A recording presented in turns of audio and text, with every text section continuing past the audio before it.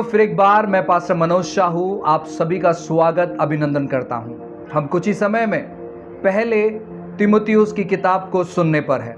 प्रियो, यह किताब पौलुस ने तीमुथी को लिखा था और मैं आपको बताना चाहता हूं कि यह किताब जब पौलुस लिख रहा था तो वह इस किताब में झूठी शिक्षा और शिक्षकों के विरोध में चेतावनी देता है।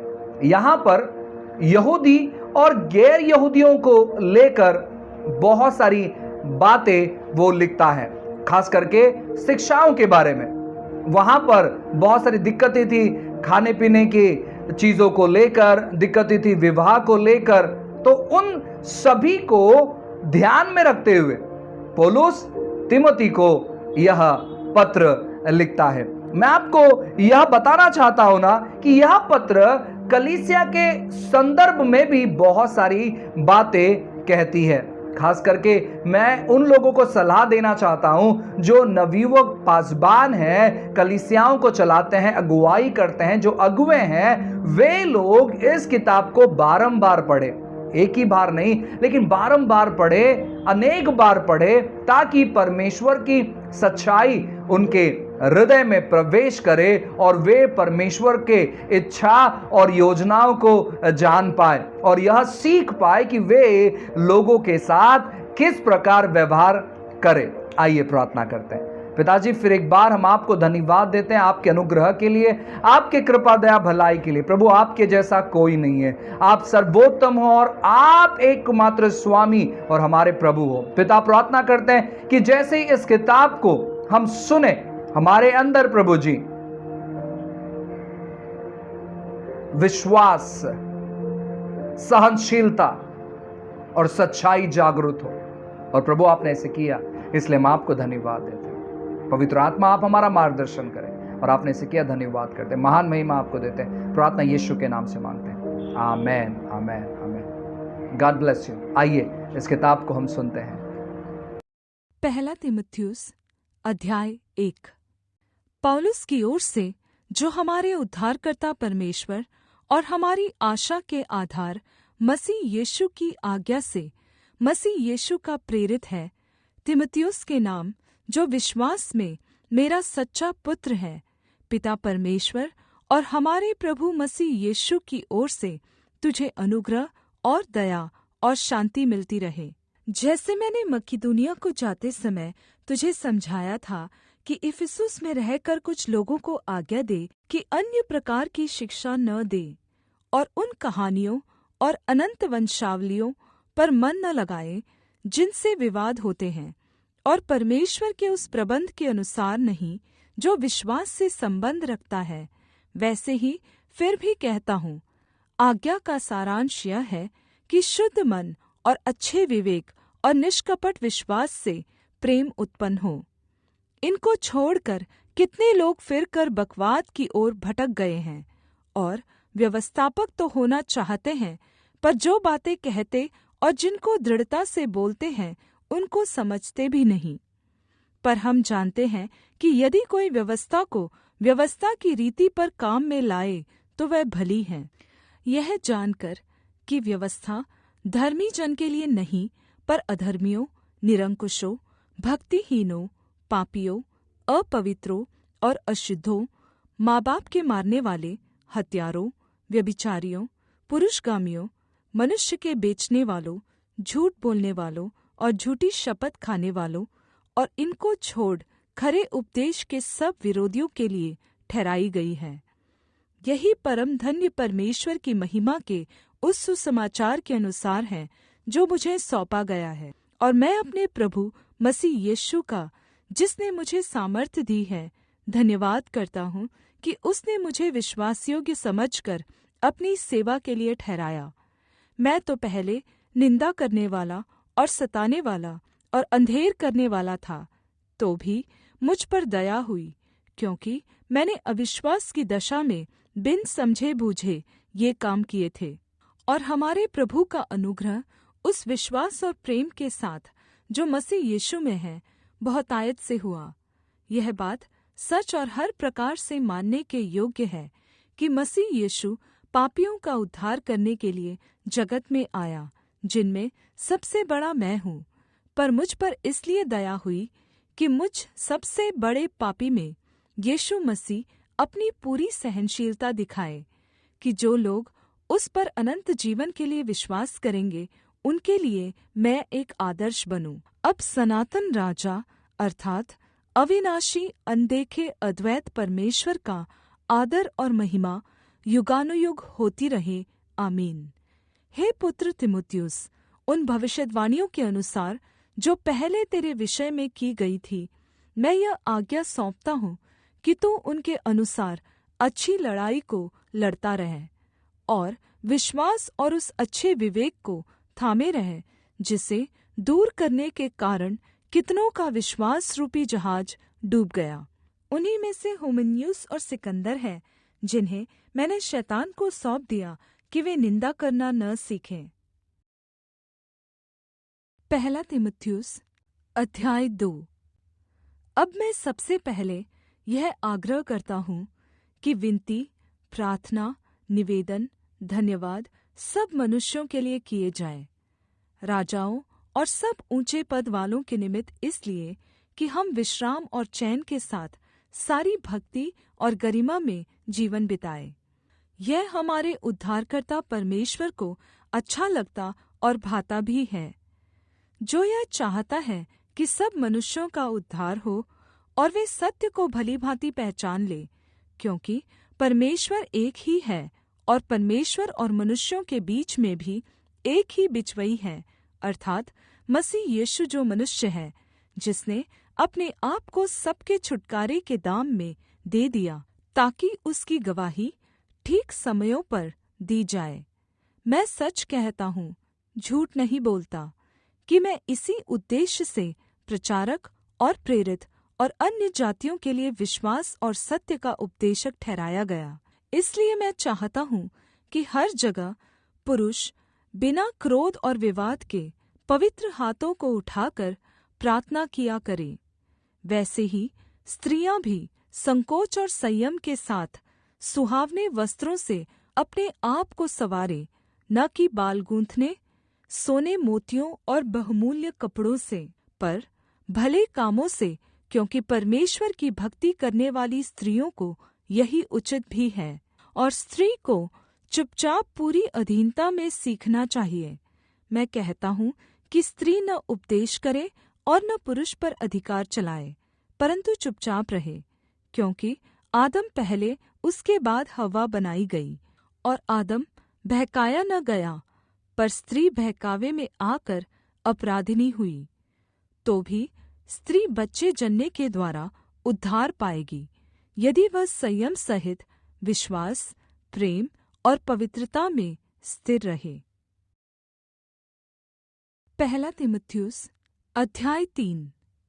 यह बात सत्य है कि जो अध्यक्ष होना चाहता है, तो वह भले काम की इच्छा करता है।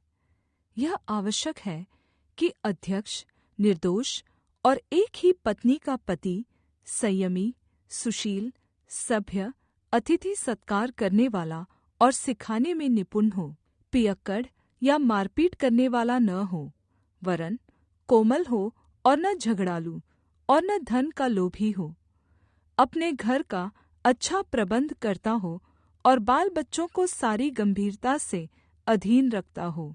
जब कोई अपने घर ही का प्रबंध करना न जानता हो, तो परमेश्वर की कलीसिया की रखवाली कैसे करेगा? फिर यह है कि नया चेला न हो, ऐसा न हो कि अभिमान करके शैतान के समान दंड पाए, और बाहर वालों में भी उसका सुनाम हो, ऐसा न हो कि निंदित होकर शैतान के फंदे में फंस जाए।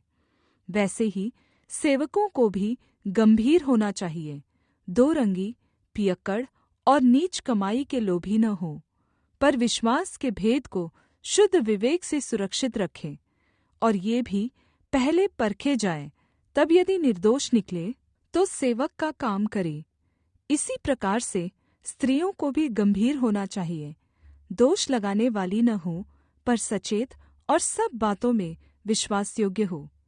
सेवक एक ही पत्नी के पति हो और बाल बच्चों और अपने घरों का अच्छा प्रबंध करना जानते हो, क्योंकि जो सेवक का काम अच्छी तरह से कर सकते हैं वे अपने लिए अच्छा पद और उस विश्वास में जो मसीह यीशु पर है बड़ा साहस प्राप्त करते हैं। मैं तेरे पास जल्द आने की आशा रखने पर भी ये बातें तुझे इसलिए लिखता हूँ कि यदि मेरे आने में देर हो तो तू जान ले कि परमेश्वर के घराने में जो जीविते परमेश्वर की कलीसिया है और जो सत्य का खम्भा और नींव है कैसा बर्ताव करना चाहिए।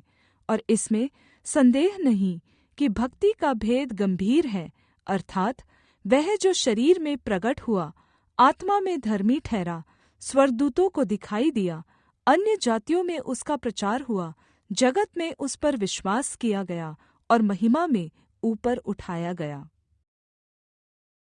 पहला तीमुथियुस अध्याय 4। परंतु आत्मा स्पष्टता से कहता है कि आने वाले समयों में कितने लोग भरमाने वाली आत्माओं और दुष्टात्माओं की शिक्षाओं पर मन लगाकर विश्वास से बहक जाएंगे। यह उन झूठे मनुष्यों के कपट के कारण होगा जिनका विवेक मानो जलते हुए लोहे से दागा गया है, जो विवाह करने से रोकेंगे और भोजन की कुछ वस्तुओं से परे रहने की आज्ञा देंगे, जिन्हें परमेश्वर ने इसलिए सिरजा कि विश्वासी और सत्य के पहचानने वाले उन्हें धन्यवाद के साथ खाएं, क्योंकि परमेश्वर की सिरजी हुई हर एक वस्तु अच्छी है और कोई वस्तु अस्वीकार करने के योग्य नहीं, पर यह कि धन्यवाद के साथ खाई जाए, क्योंकि परमेश्वर के वचन और प्रार्थना के द्वारा शुद्ध हो जाती है। यदि तू भाइयों को इन बातों की सुधि दिलाता रहेगा तो मसीह यीशु का अच्छा सेवक ठहरेगा और विश्वास और उस अच्छे उपदेश की बातों से जो तू मानता आया है तेरा पालन पोषण होता रहेगा। पर अशुद्ध और बूढ़ियों की सी कहानियों से अलग रह और भक्ति में खुद को प्रशिक्षित कर, क्योंकि देह के प्रशिक्षण से कम लाभ होता है, पर भक्ति सब बातों के लिए लाभदायक है, क्योंकि इस समय के और आने वाले जीवन की भी प्रतिज्ञा इसी के लिए है। यह बात सच और हर प्रकार से मानने के योग्य है, क्योंकि हम परिश्रम और यत्न इसलिए करते हैं कि हमारी आशा उस जीविते परमेश्वर पर है, जो सब मनुष्यों का और विशेष रूप से विश्वासियों का उद्धार करता है। इन बातों की आज्ञा देकर और सिखाता रहे। कोई तेरी जवानी को तुच्छ न समझने पाए, पर वचन, चाल चलन, प्रेम, विश्वास और पवित्रता में विश्वासियों के लिए आदर्श बन जा। जब तक मैं न आऊँ तब तक पढ़ने और उपदेश देने और सिखाने में लौलीन रहे। उस वरदान से जो तुझ में है और भविष्यद्वाणी के द्वारा प्राचीनों के हाथ रखते समय तुझे मिला था, निश्चिंत मत रहे। उन बातों को सोचता रहे और इन्हीं में अपना ध्यान लगाए रहे, ताकि तेरी उन्नति सब पर प्रगट हो। अपनी और अपने उपदेश में सावधानी रख, इन बातों पर स्थिर रह, क्योंकि यदि ऐसा करता रहेगा तो तू अपने और अपने सुनने वालों के लिए भी उद्धार का कारण होगा। पहला तीमुथियुस अध्याय 5। किसी बूढ़े को न डांट, पर उसे पिता जानकर समझा दे, और जवानों को भाई जानकर, बूढ़ी स्त्रियों को माता जानकर और जवान स्त्रियों को पूरी पवित्रता से बहन जानकर समझा दे। उन विधवाओं का जो सचमुच विधवा है आदर कर, और यदि किसी विधवा के बच्चे या नाती पोते हो तो वे पहले अपने ही घराने के साथ आदर का बर्ताव करना और अपने माता पिता आदि को उनका हक देना सीखे, क्योंकि यह परमेश्वर को भाता है। जो सचमुच विधवा है और उसका कोई नहीं, वह परमेश्वर पर आशा रखती है और रात दिन विनती और प्रार्थना में लौलीन रहती है। पर जो भोग विलास में पड़ गई वह जीते जी मर गई है। इन बातों की भी आज्ञा दिया कर, ताकि वे निर्दोष रहे। पर यदि कोई अपने रिश्तेदारों की, विशेष रूप से अपने परिवार की चिंता न करे, तो वह विश्वास से मुकर गया है और अविश्वासी से भी बुरा बन गया है। उसी विधवा का नाम लिखा जाए जो 60 वर्ष से कम की न हो और एक ही पति की पत्नी रही हो और भले काम में सुनाम रही हो, जिसने बच्चों का पालन पोषण किया हो, अतिथि की सेवा की हो, पवित्र लोगों के पाँव धोए हो, दुखियों की सहायता की हो और हर एक भले काम में मन लगाया हो। पर जवान विधवाओं के नाम न लिखना, क्योंकि जब वे मसीह का विरोध करके सुख विलास में पड़ जाती हैं तो विवाह करना चाहती हैं और दोषी ठहरती हैं, क्योंकि उन्होंने अपनी पहली प्रतिज्ञा को छोड़ दिया है। और इसके साथ ही साथ वे घर घर फिरकर आलसी होना सीखती हैं, और केवल आलसी नहीं पर बकबक करती रहती और दूसरों के काम में हाथ भी डालती हैं और अनुचित बातें बोलती हैं। इसलिए मैं यह चाहता हूँ कि जवान विधवाएं विवाह करें और बच्चे जने और घर-बार संभाले और किसी विरोधी को बदनाम करने का अवसर न दे, क्योंकि कई एक तो बहक कर शैतान के पीछे हो चुकी हैं। यदि किसी विश्वासिनी के यहाँ विधवाएं हों तो वही उनकी सहायता करे कि कलीसिया पर भार न हो, ताकि वह उनकी सहायता कर सके जो सचमुच में विधवाएं हैं।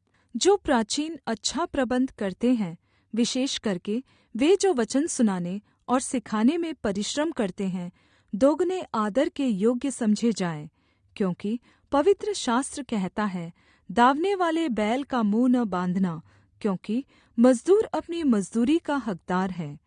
कोई दोष किसी प्राचीन पर लगाया जाए तो बिना 2 या 3 गवाहों के उसको स्वीकार न करना। पाप करने वालों को सबके सामने समझा दे, ताकि और लोग भी डरें। परमेश्वर और मसीह यीशु और चुने हुए स्वर्गदूतों को उपस्थित जानकर मैं तुझे चेतावनी देता हूँ कि तू मन खोलकर इन बातों को माना कर और कोई काम पक्षपात से न कर। किसी पर शीघ्र हाथ न रखना और दूसरों के पापों में भागी न होना। अपने आप को पवित्र बनाए रख। भविष्य में केवल जल ही का पीने वाला न रह, पर अपने पेट के और अपने बार-बार बीमार होने के कारण थोड़ा-थोड़ा दाखरस भी लिया कर। कुछ मनुष्यों के पाप प्रगट हो जाते हैं और न्याय के लिए पहले से पहुँच जाते हैं, लेकिन दूसरों के पाप बाद में दिखाई देते हैं। वैसे ही कुछ भले काम भी प्रकट होते हैं, और जो ऐसे नहीं होते वे भी छिप नहीं सकते। पहला तीमुथियुस अध्याय 6। जितने दास जुए के नीचे हैं, वे अपने अपने स्वामी को बड़े आदर के योग्य जाने, ताकि परमेश्वर के नाम और उपदेश की निंदा न हो। और जिनके स्वामी विश्वासी हैं, इन्हें वे भाई होने के कारण तुच्छ न जाने, वरन उनकी और भी सेवा करे, क्योंकि इससे लाभ उठाने वाले विश्वासी और प्रेमी हैं। इन बातों का उपदेश किया कर और समझाता रहे।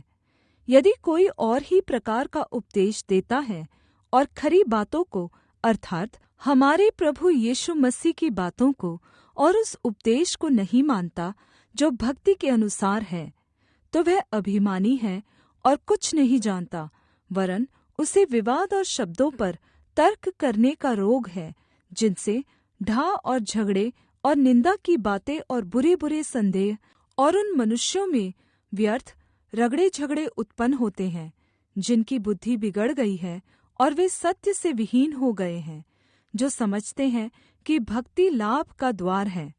पर संतोष सहित भक्ति बड़ी लाभ है, क्योंकि न हम जगत में कुछ लाए हैं और न कुछ ले जा सकते हैं। और यदि हमारे पास खाने और पहनने को हो तो इन्हीं पर संतोष करना चाहिए। पर जो धनी होना चाहते हैं, वे ऐसी परीक्षा और फंदे और बहुत सी व्यर्थ और हानिकारक लालसाओं में फंसते हैं, जो मनुष्यों को बिगाड़ देती हैं और विनाश के समुद्र में डुबा देती हैं। क्योंकि रुपये का लोभ सब प्रकार की बुराइयों की जड़ है, जिसे प्राप्त करने का प्रयत्न करते हुए कितनों ने विश्वास से भटककर अपने आप को विभिन्न प्रकार के दुखों से छलनी बना लिया है। पर हे परमेश्वर के जन, तू इन बातों से भाग और धार्मिकता, भक्ति, विश्वास, प्रेम, धीरज और नम्रता का पीछा कर। विश्वास की अच्छी कुश्ती लड़ और उस अनंत जीवन को धर ले जिसके लिए तू बुलाया गया और बहुत गवाहों के सामने अच्छा अंगीकार किया था। मैं तुझे परमेश्वर को, जो सबको जीवित रखता है, और मसीह यीशु को गवाह करके, जिसने पुन्तियुस पिलातुस के सामने अच्छा अंगीकार किया, यह आज्ञा देता हूँ कि तू हमारे प्रभु यीशु मसीह के प्रगट होने तक इस आज्ञा को निष्कलंक और निर्दोष रख, जिसे वह ठीक समय पर दिखाएगा, जो परम धन्य और एकमात्र अधिपति और राजाओं का राजा और प्रभुओं का प्रभु है, और अमरता केवल उसी की है, और वह अगम्य ज्योति में रहता है, और न उसे किसी मनुष्य ने देखा और न कभी देख सकता है। उसकी प्रतिष्ठा और राज्य युगानुयुग रहेगा। आमीन। इस संसार के धनवानों को आज्ञा दे कि वे अभिमानी न हो और अनिश्चित धन पर आशा न रखें, परंतु परमेश्वर पर, जो हमारे सुख के लिए सब कुछ बहुतायत से देता है, और भलाई करे और भले कामों में धनी बने और उदार और सहायता देने में तत्पर हो, और आने वाले जीवन के लिए एक अच्छी नींव डाल रखे कि सत्य जीवन को वश में कर ले। हे तीमुथियुस, इस धरोहर की रखवाली कर जो तुझे दी गई है, और मूर्ख बातों से और विरोध के तर्क जो झूठा ज्ञान कहलाता है दूर रह।